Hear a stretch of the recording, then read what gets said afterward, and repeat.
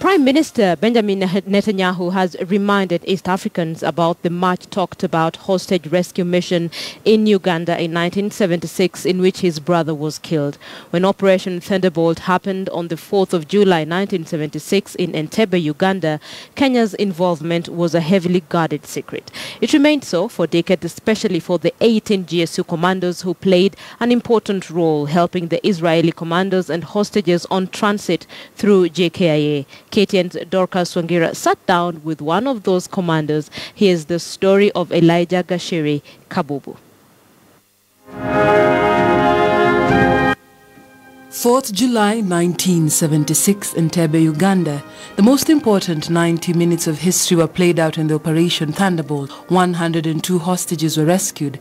5 Israeli commandos left wounded, and the unit commander, Lieutenant Colonel Yonatan Netanyahu, the older brother of Prime Minister Benjamin Netanyahu, was killed, just as all the hijackers, 3 hostages and 45 Ugandan soldiers. But the rescue plan would not have happened without Kenya's help. The General Service Unit then was a powerful paramilitary force.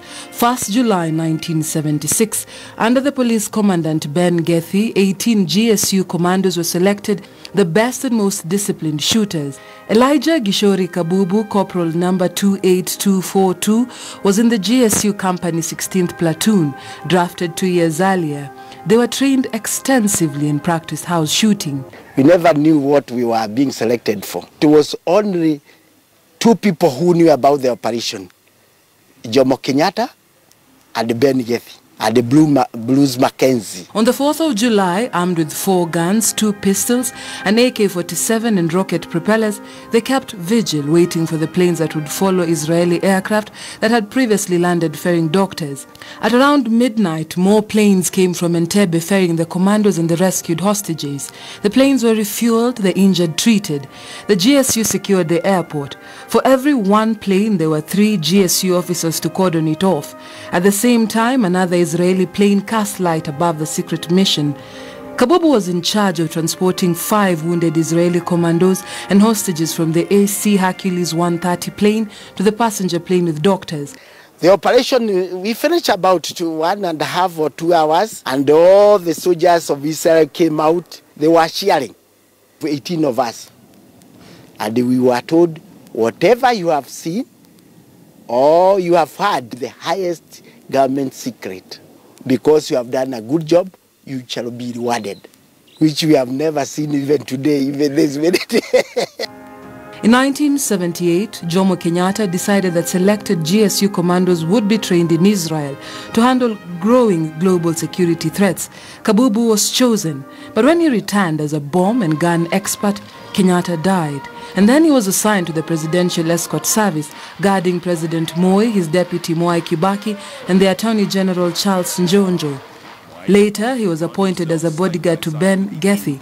Were you happy now that you had been trained as a commando, then you came back to become a bodyguard?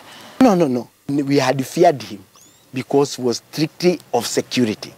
Because I was at Georgios, whom we loved very much by then. Kenya would pay the price for helping Israel. May 24th, 1978, Bruce Mackenzie, then agriculture minister, was assassinated. A bomb was attached to his aircraft and it exploded.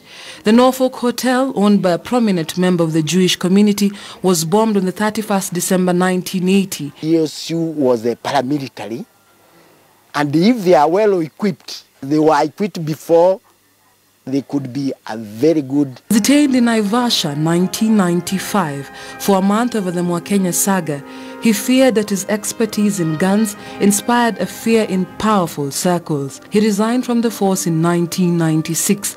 Now, at 61, the father of 4 works as a decorated security consultant manager. Would it be enough just for people to know that when this happened, that you had been there and you played an important role? The word comes from the people's heart. The president himself recognized me that I did a lot to change this country, because the worst Dolokas is at last they detained me. This is a story that has been told to many generations in movies, in documentaries, in films.